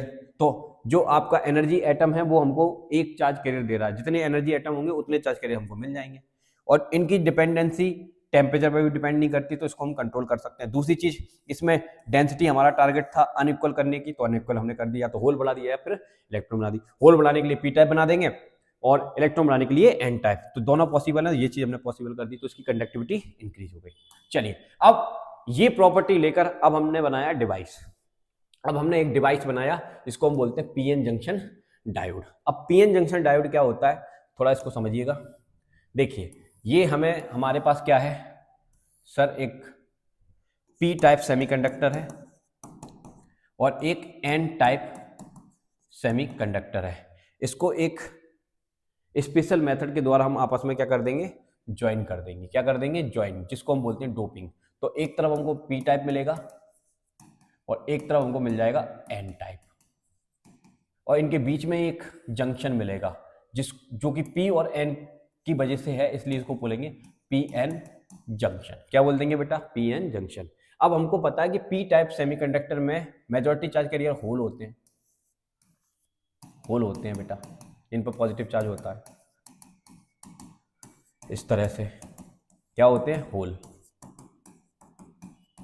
और एन टाइप सेमीकंडक्टर में मेजॉरिटी चार्ज कैरियर इलेक्ट्रॉन होते हैं, इलेक्ट्रॉन है, इलेक्ट्रॉन है, इलेक्ट्रॉन है, इलेक्ट्रॉन है, इलेक्ट्रॉन है, इलेक्ट्रॉन है।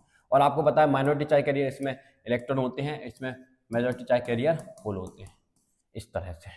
अब होता क्या है, जब हम पी और एन टाइप सेमीकंडक्टर को आपस में मिलाते हैं तो स्टार्टिंग में एक प्रोसेस होती है। वो प्रोसेस ये होती है कि जितने भी पॉजिटिव चार्ज होते हैं वो अपने अंदर इलेक्ट्रॉन को खींचते हैं, तो इलेक्ट्रॉन यहाँ पर डुबकी लगा देगा।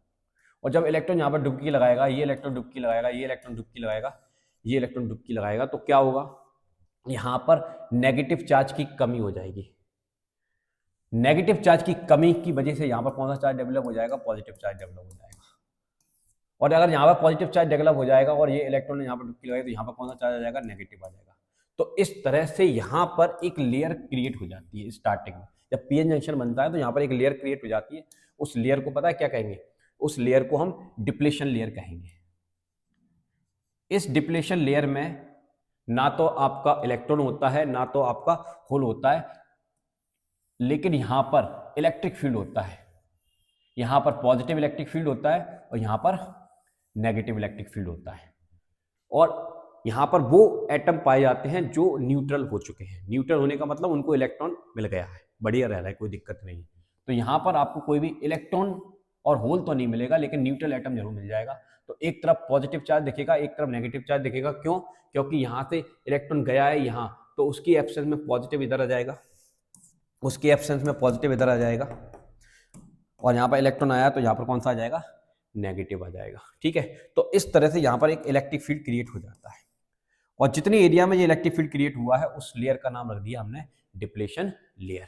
ठीक है, अब ये जो डिप्लेशन लेयर जब बनती है तो एक तरफ का चार्ज एन क्षेत्र का चार्ज मतलब एन रीजन का चार्ज पॉजिटिव हो जाता है और पी रीजन का चार्ज नेगेटिव हो जाता है। तो यहां पर एक पोटेंशियल डिफरेंस क्रिएट हो जाता है जिसको हम बोलते हैं पोटेंशियल बैरियर। क्या बोलते हैं बेटा, पोटेंशियल बैरियर। अब इस पोटेंशियल बैरियर को पार करके ये वाला पॉजिटिव चार्ज इधर नहीं जा सकता क्योंकि ये पॉजिटिव चार्ज इसको रिपेल करेगा। ये नेगेटिव इधर नहीं जा सकता क्योंकि ये नेगेटिव इसको रिपेल करेगा। देखो ना, इधर कौन है, होल है, और इधर कौन है, इलेक्ट्रॉन है।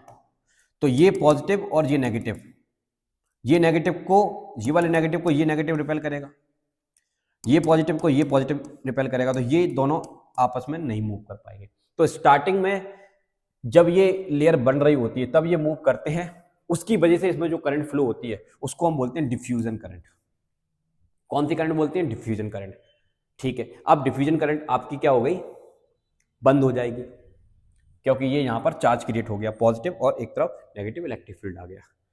लेकिन हम एक चीज और जानते हैं कि पी टाइप में माइनॉरिटी चार्ज कैरियर कौन होते हैं, इलेक्ट्रॉन, और एन टाइप में माइनॉरिटी चार्ज कैरियर कौन होते हैं, होल।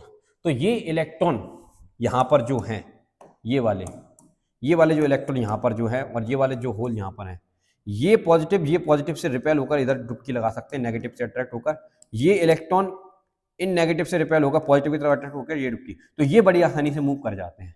तो अब हम क्या देखते हैं कि स्टार्टिंग में तो हमको डिफ्यूजन करंट मिलती है, लेकिन फिर बाद में ये जो माइनॉरिटी चार्ज कैरियर होते हैं वो मूव करना स्टार्ट कर देते हैं। तो इनकी वजह से जो करंट होती है उसको बोलते हैं ड्रिफ्ट करंट। ये ड्रिफ्टिंग स्टार्ट हो गई। तो स्टार्टिंग में डिफ्यूजन करंट ज्यादा होती है, बाद में ये जीरो हो जाती है और फिर ये बढ़ जाती है। इस तरह से यहां पर क्या बन जाता है, पीएन जंक्शन बन जाता है। ये आपको समझ में आया होगा। चलिए बहुत बढ़िया। अब इसको यहां पर लिखा हुआ है, initially N and P type have zero net charge. Starting में इनके चार्ज नेट चार्ज जीरो होते हैं due to diffusion. N type develop positive charge. जब डिफ्यूजन होता है तो एन टाइप में पॉजिटिव चार्ज डेवलप हो जाएगा, positive potential layer, and P type develop negative potential layer. अभी मैंने आपको बताया वो डुबकी लगाते हैं तो एक तरफ पॉजिटिव लेयर बन जाएगी और एक तरफ नेगेटिव।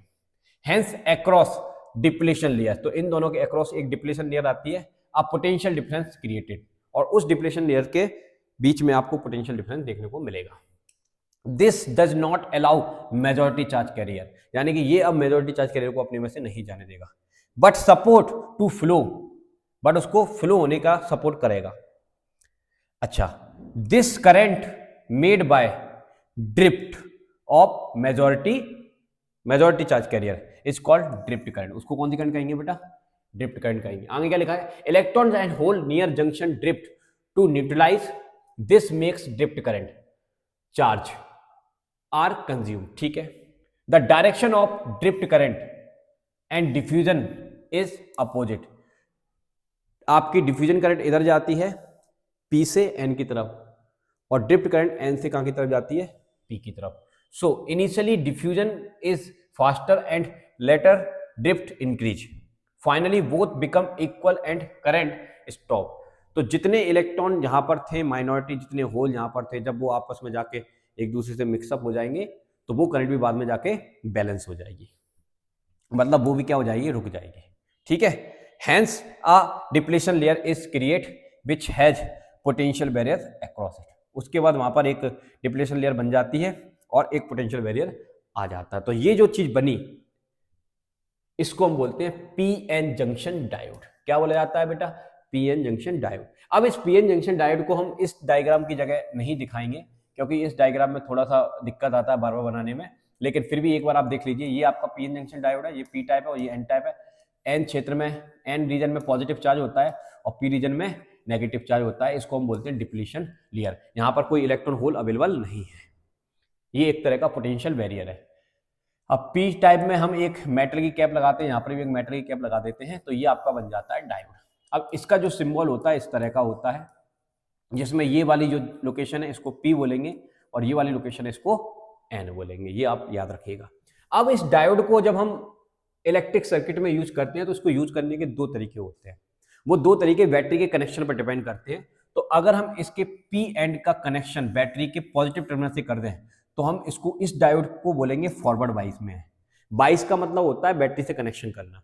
तो जब आप इसको प्लस से कनेक्ट कर देते हैं तो ये फॉरवर्ड बाइस में हो जाता है, और जब इसी डायोड के एन को प्लस से कनेक्ट कर देते हैं तो ये रिवर्स बाइस में हो जाता है। तो दो तरह की बाइसिंग बहुत इंपॉर्टेंट है। अब हम इसको समझने जा रहे हैं। तो सबसे पहले हम समझेंगे इसका characteristic is a graph which show behaviour of a device. मतलब डायोड का कैरेक्टरिस्टिक बिहेवियर हमको समझना है फॉरवर्ड बाइस और रिवर्स बाइस में। तो आइए स्टडी करते हैं। तो सबसे पहले हम समझते हैं फॉरवर्ड बाइसिंग। तो फॉरवर्ड बाइसिंग के लिए हमने एक डायोड लिया, पीएन जंक्शन डायोड। ये हमारे पास पीएन जंक्शन डायोड है। अब इस पीएन जंक्शन डायोड का पी का कनेक्शन कर दिया प्लस से और एन का कनेक्शन कर दिया माइनस से। तो ये कौन सी बाइस हो गई, फॉरवर्ड बाइस हो गई। अब इस फॉरवर्ड बाइस में कितना वोल्टेज आ रहा है, तो वोल्टेज के लिए एक वोल्टमीटर लगा दिया।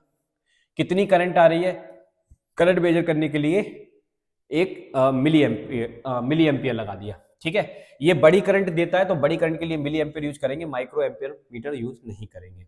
ये आप प्रैक्टिकल के लिए भी याद रखना, बोर्ड एग्जाम में प्रैक्टिकल में ये याद रखिएगा कि फॉरवर्ड बाइस में जो अमीटर यूज करते हैं वो मिली एम्पियर का होता है, बड़ी करंट का। अब हमने ये ग्राफ बनाया, किसके बीच, सर वोल्टेज और करंट के बीच ग्राफ बनाएंगे। तो हमने एक लाइन प्लॉट की, एक तरफ वोल्टेज लिखा, एक तरफ करंट लिखा। स्टार्टिंग में जब हमने 0 वोल्ट दिया तो करंट भी हमको 0 मिलती है।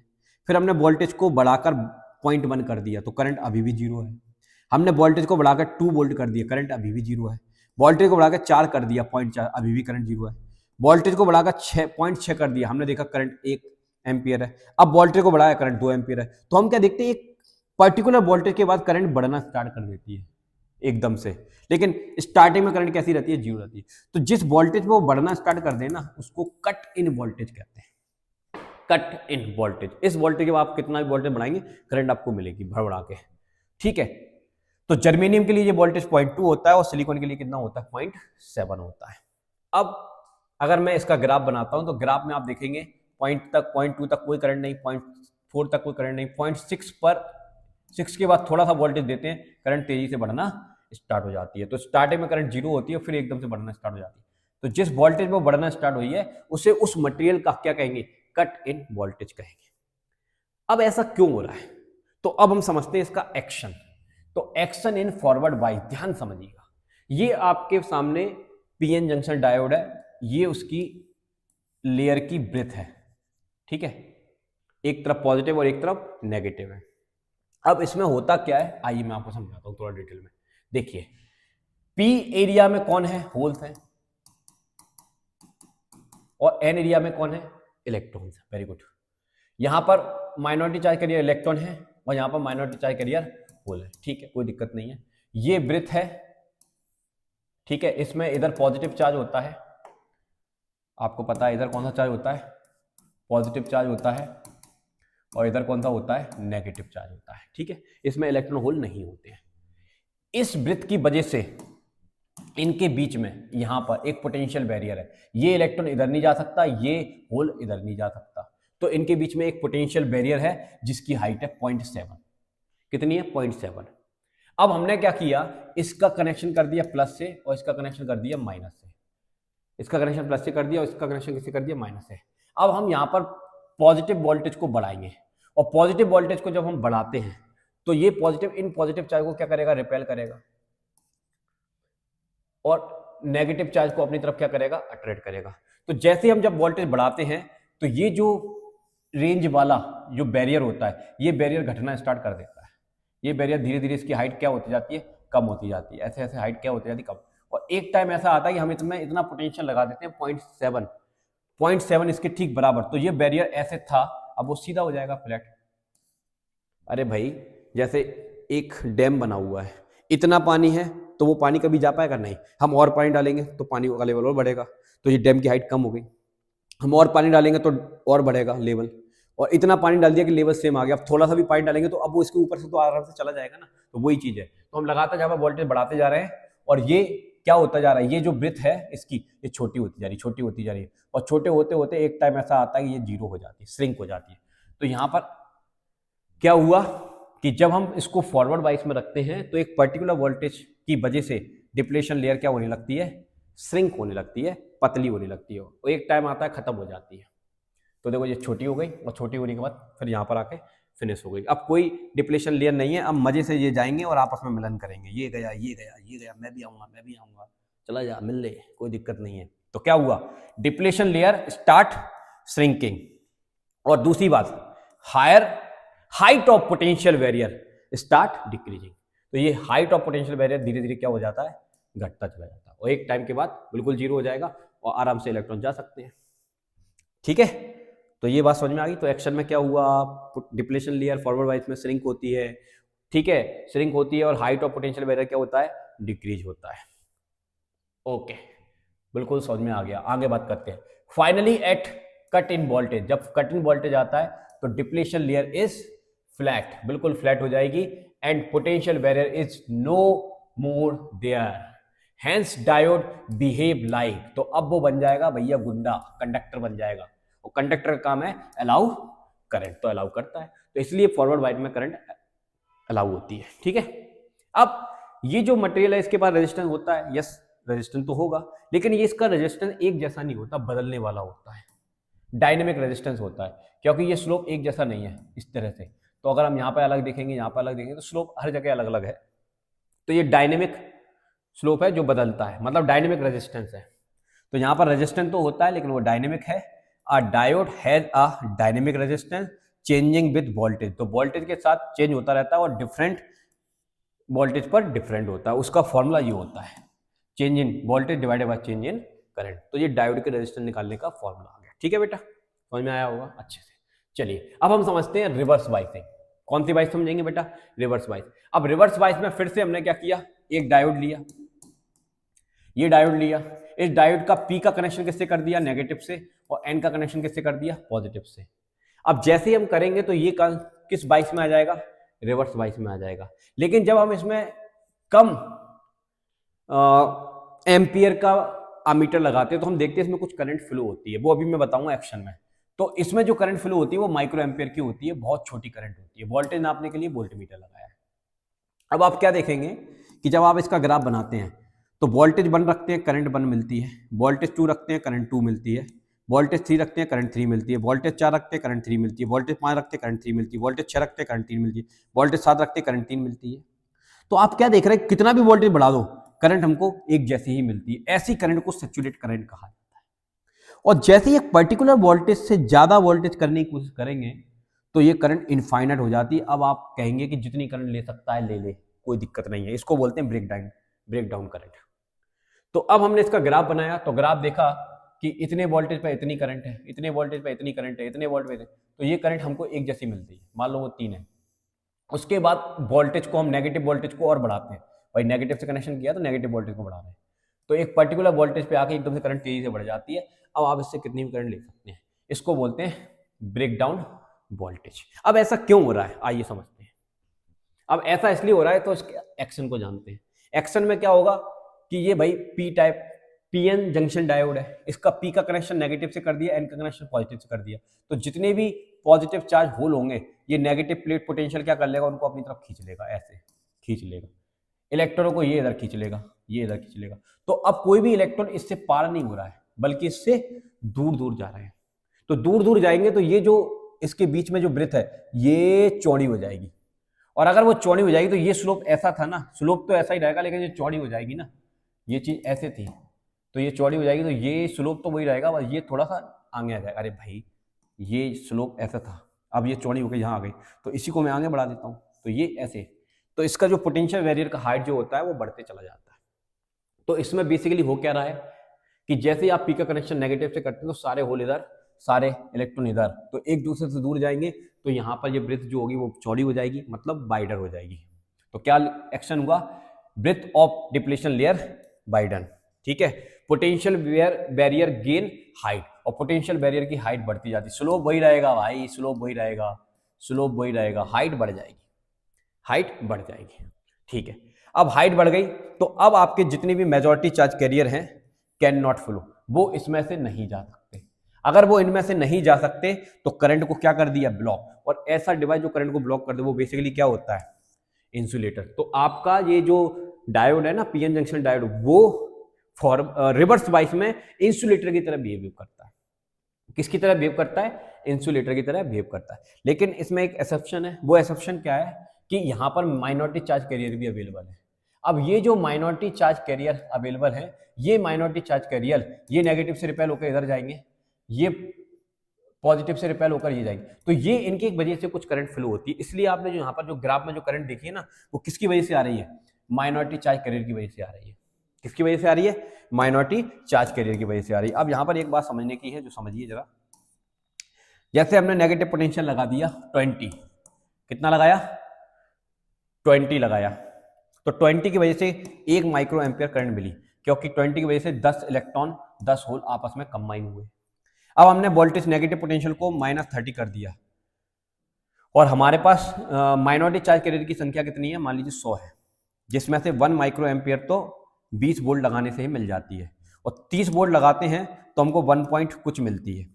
हमने लगा दिया मान लीजिए 60 वोल्ट लगा दिया, तो 60 वोल्ट लगाने से 2 माइक्रो एम्पियर मिली, क्योंकि इसमें 100 में से मान लीजिए 60 इलेक्ट्रॉन पास होने लगे।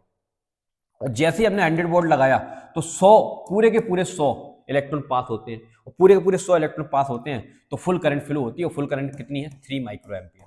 एग्जाम्पल दे रहा हूँ, 4 भी हो सकती है, 5 भी हो सकती है, वो ठीक है, ये डिपेंड करेगा। तो जितने चार्ज कैरियर अगर वो सारे ही फ्लो हो जाएंगे एक पर्टिकुलर वोल्टेज पर, तो वो करंट आपको क्या मिलेगी, देखो ना, मैंने अभी बताया ना, 1 वोल्ट लगाने पर 1 एम्पियर करंट है, 1 माइक्रो एम्पियर की, 2 वोल्ट लगाने पर 2 माइक्रो एम्पियर की, 3 वोल्ट लगाने पर 3 क्यों है, क्योंकि जितने चार्ज कैरियर थे वो सब रही जा रहे हैं, अब एक भी नहीं है, तो सबकी वजह से वो करंट हमेशा फ्लो होती रहेगी। तो इसमें माइक्रो एम्पियर की वो करंट हमेशा बहती रहती है, ठीक है, जो हमको देखने को मिलती है इस ग्राफ में। मेजॉरिटी चार्ज कैरियर के कारण ऐसा नहीं होता।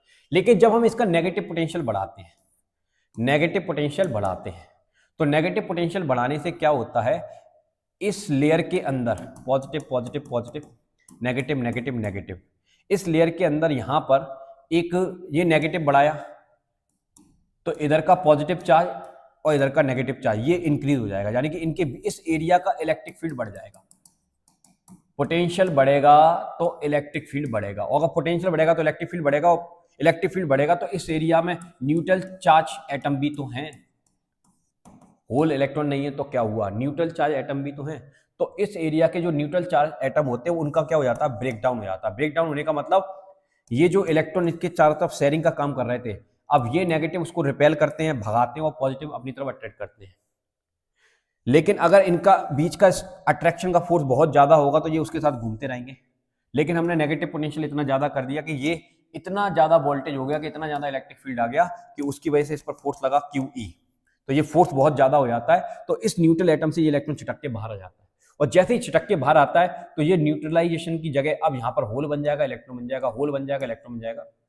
तो अब यहाँ पर माइनॉरिटी चार्ज कैरियर की संख्या बढ़ना स्टार्ट हो जाती है साहब, और यही माइनॉरिटी चार्ज कैरियर की संख्या बढ़ना स्टार्ट हो जाएगी एक पर्टिकुलर नेगेटिव वोल्टेज पर, और अब ये बहुत तेजी से करंट फ्लो होगी, उसी को हम बोलते हैं ब्रेकडाउन करंट। तो ये ब्रेकडाउन करंट कब आई है, जब आपने नेगेटिव पोटेंशियल को बहुत हाई कर दिया, तो जो न्यूट्रल एटम थे वो भी ब्रेक डाउन हो गए, और ब्रेक डाउन हो गए इतने सारे इलेक्ट्रॉन होल पैदा हो गए कि अब चाहे जितनी करंट ले लो कोई कमी नहीं है। करंट किसकी वजह से होती है, यस, इलेक्ट्रॉन्स की वजह से होती है। तो अब इलेक्ट्रॉन अवेलेबल है बहुत सारे, तो ये एक्शन हम आगे बहुत यूज करते हैं जेनर डायोड वगैरह में, बट वो आपके सिलेबस में नहीं है तो अब मैं नहीं बताऊंगा, पहले हम पढ़ाते थे वो सब चीजें, बहुत बड़ा चैप्टर हुआ करता था ये, ठीक है। चलिए अब इसमें ये आपने समझ लिया, एक बार इसको पढ़ के सुना देते हैं। एक्शन क्या हुआ? Minority charge carrier are allowed no increasing as per voltage till all electron participate then current is saturate. ठीक है। At breakdown voltage electric field is so strong that atom ionize releasing large number of electrons, hence current increase suddenly. ठीक है, ये वही वाली बात है जो मैंने अभी आपको बताई, ब्रेक डाउन होता है। तो अब हम समझने जा रहे हैं इसका लास्ट टॉपिक, जिसका नाम है रेक्टिफायर। रेक्टिफायर क्या है? एक डिवाइस है। क्या करता है सर? एसी को डीसी में बदलता है। क्योंकि कई हमारी ऐसी डिवाइसेस होती हैं, मोबाइल फोन हो गया, एलईडी वगैरह हो गई, जो कम वोल्टेज पे चलती हैं, उनको डीसी करंट चाहिए। तो डीसी करंट के लिए हमारे पास आती है एसी, लेकिन हमको चाहिए डीसी। तो हमारे पास ऐसा डिवाइस होना चाहिए जो एसी को क्या में कन्वर्ट कर दे?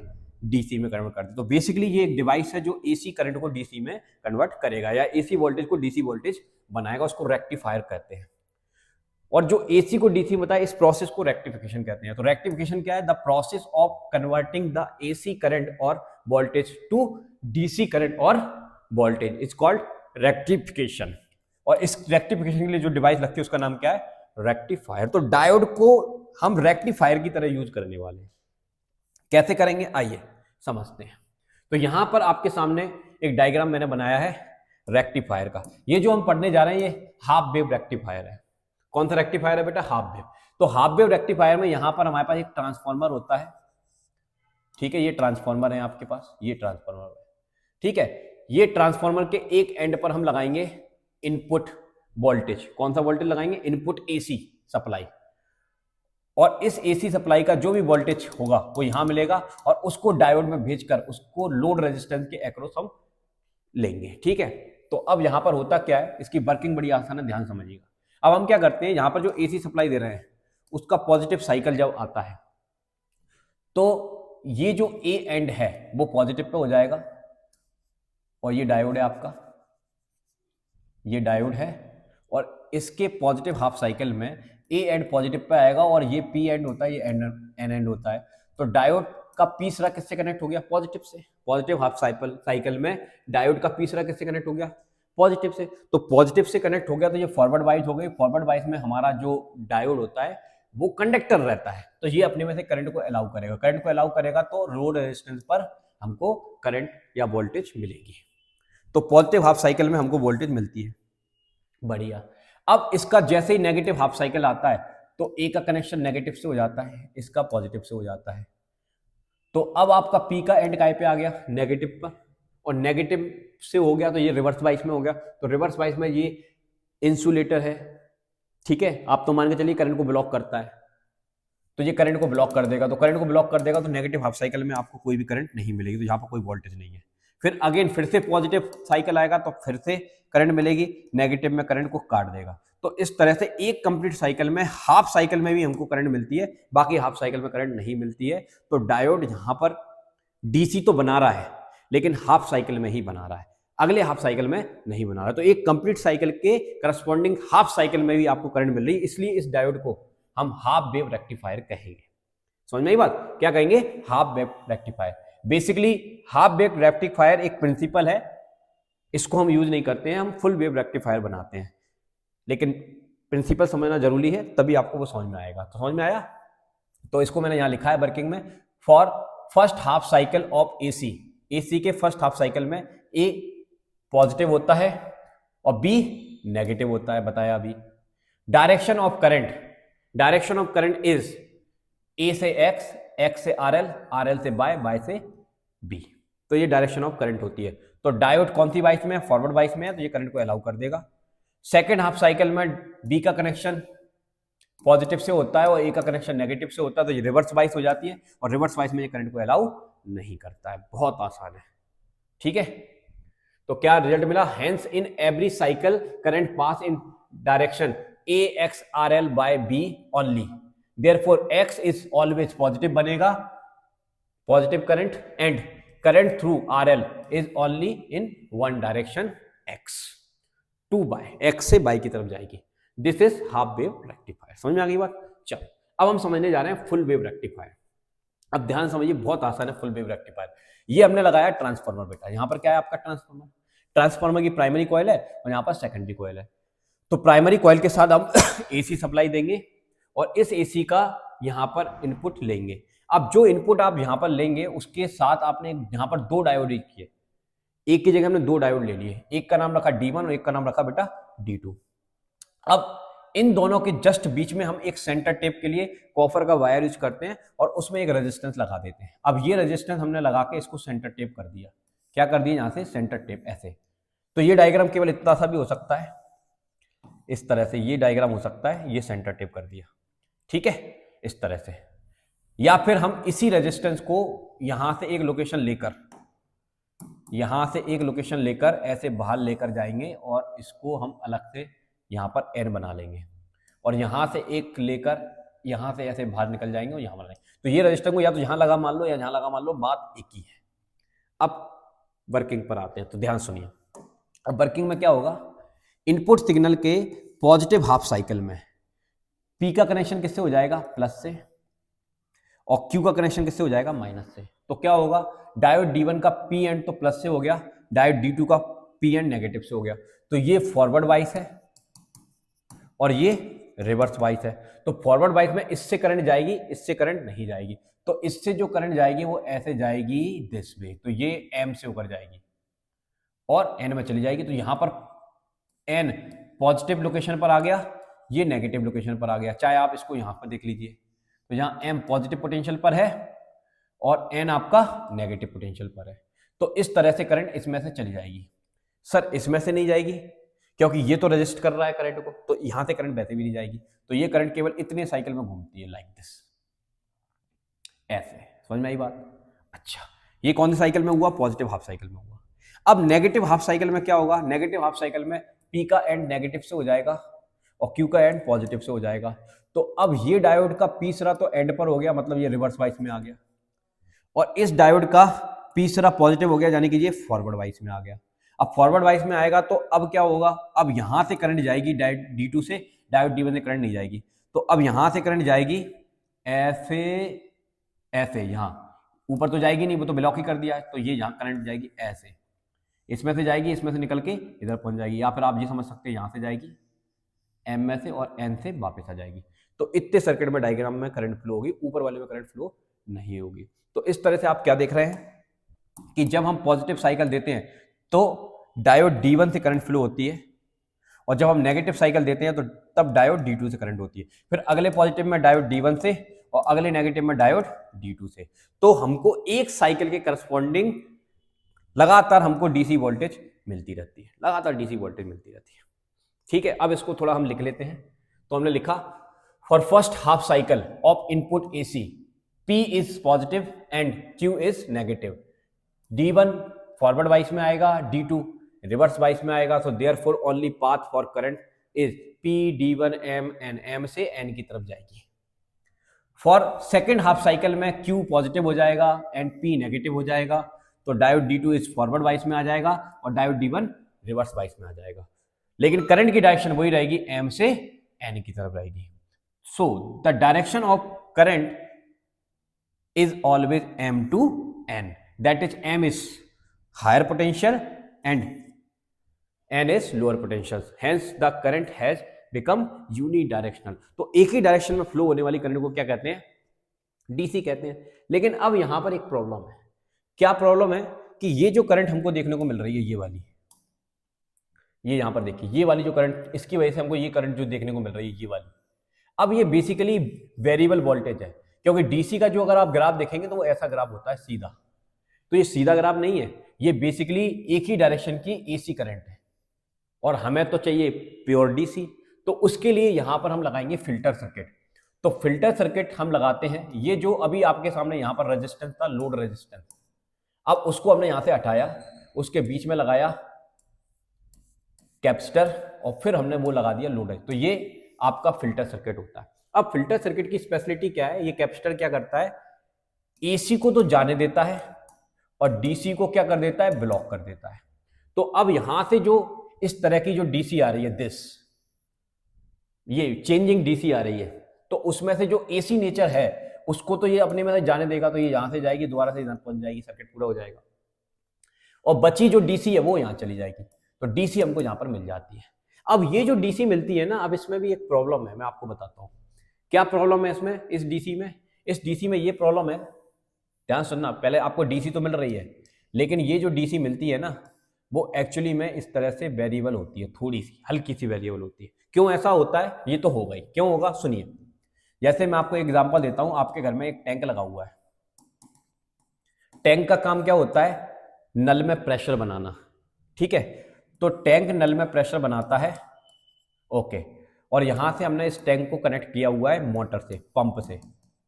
तो मॉर्निंग में पानी आता है, ये टैंक फुल हो जाता है, और जब ये टैंक फुल हो जाता है तो ये नल के अंदर प्रेशर देता है पानी का, ठीक है। शाम होते होते इसकी टंकी हम पानी को यूज कर लेते तो इसका प्रेशर थोड़ा सा कम हो जाता है, तो नल में भी प्रेशर क्या हो जाएगा, कम हो जाएगा, ठीक है। लेकिन 5 घंटे बाद फिर से नल आ गए, टंकी फिर से फुल हो गई, तो इसका प्रेशर दोबारा से उतना ही हो गया जितना मॉर्निंग में था। फिर हमने रात में थोड़ा बहुत उसको यूज कर लिया, तो इसका प्रेशर फिर से कम हुआ। सुबह फिर से नल आ गए तो ये टंकी फिर से भर गई, तो इसका प्रेशर फिर से उतना ही हो गया। तो ये 5 घंटे का जो ड्यूरेशन आ रहा है उसकी वजह से थोड़ा बहुत प्रेशर में चेंज आ रहा है। तो वही चीज यहां पर होती है। तो वो चीज यहां पर कैसे होती है कि देखिए, जब यहां से वोल्टेज आती है मान लीजिए 100, तो 100 वोल्ट पर ये चार्ज हो गया, ये क्या हो गया, चार्ज हो गया। तो ये 100 वोल्ट आई और हमारा कैपेसिटर चार्ज हो गया। अब हमारा कैपेसिटर चार्ज हो गया, उसके बाद ये वोल्टेज को जीरो होना है। तो यहां पर वोल्टेज जीरो हो जाती है, लेकिन ये तो चार्ज है ना, तो ये तो चार्ज है, लेकिन यहां भी वोल्टेज जीरो हो गई।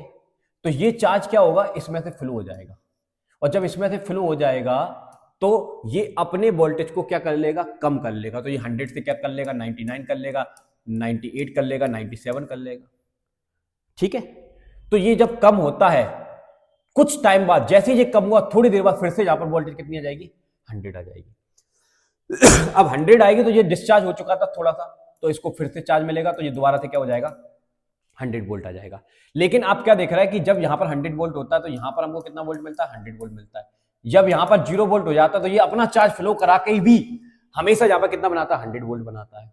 लेकिन ये खुद का वोल्टेज घट जाता है इसको 100 करने के चक्कर में, फिर ये दोबारा से 100 होता है तो ये फिर से चार्ज होता है, तो दोबारा से ये मेंटेन कितना करता है, 100 करता है। तो इस तरह से हमको यहाँ पर जो वोल्टेज मिलती है वो बेसिकली 100 से थोड़ा कम, फिर 100, फिर थोड़ा सा कम, ऐसे इस तरह से आ जाती है, ठीक है।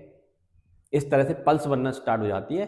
तो ये प्योर डीसी तो नहीं है, क्योंकि डीसी में स्ट्रेट लाइन होती है, यहाँ पर ये थोड़ा सा इसमें पल्सेस हमको देखने को मिलती है। लेकिन अब ये डीसी है, तो फिल्टर परिपथ ने इसको इतना कर दिया, फिल्टर सर्किट ने। अब इसके बाद भी इसमें एक और डिवाइस लगती है, जेनर डायोड। पहले इसके बाद हुआ करते थे, उसको पढ़ाया करते थे हम लोग। तो जेनर डायोड इसको प्रॉपरली इसको एक पर्टिकुलर वोल्टेज में कन्वर्ट करता था, उसमें ये वाली चीज पल्सेस नहीं बनाता था। लेकिन फिल्टर सर्किट ने पल्सेस बना के डीसी तो बना दी, लेकिन थोड़ी बहुत पल्सेस तो आई रही है, थोड़ी बहुत वोल्टेज में चेंजेस आपको देखने को मिलेगी। हमेशा 100 नहीं मिलेगा, 100 मिलेगा, 99 मिलेगा, 98 मिलेगा, फिर 100 हो जाएगा, फिर 99 हो जाएगा। इस तरह से आपको थोड़े बहुत चेंजेस देखने को मिलेंगे। तो इतनी बात आपको समझ में आई होगी। अब इसको लिख लेते हैं। Now it is passed through a filter device, जिसको हम बोलते हैं capacitor and high resistance in parallel. In output we get an envelope voltage in one direction and no variation. This is rectified DC. तो ये rectified DC मिल रही है, लेकिन इसमें भी थोड़ा बहुत वेरिएशन होता है। तो आज की इस क्लास में हम लोगों ने कंप्लीट सेमीकंडक्टर के हर एक चीज बहुत अच्छे से स्टडी कर ली है, जान लगा के पढ़ा दिया आपको। अभी भी कोई दिक्कत आती है तो हम आपको नंबर दे ही रहे हैं अपना, यहाँ पर आप देख लीजिए, ठीक है। अरे आजा भाई, कितना टाइम लगाएगा नीचे आने में, ठीक है। तो ये नंबर दे रखा है, कोई डाउट हो तो यहाँ पे बात कर लेना। लिंक डिस्क्रिप्शन में देंगे, तो आपको ये पीडीएफ वहाँ से मिल जाएगी। अब जल्द ही नेक्स्ट वीडियो में इसके न्यूमेरिकल भी हम आपको कराएंगे। तो चलिए मिलते हैं नेक्स्ट वीडियो के साथ। बस एक प्यारा सा कमेंट छोड़ के जाना, ताकि मुझे मोटिवेशन मिले कि मैंने जो पढ़ाया आपको कैसा लगा। चलिए मिलते हैं नेक्स्ट वीडियो के साथ। अभी के लिए जय हिंद, जय भारत, थैंक यू।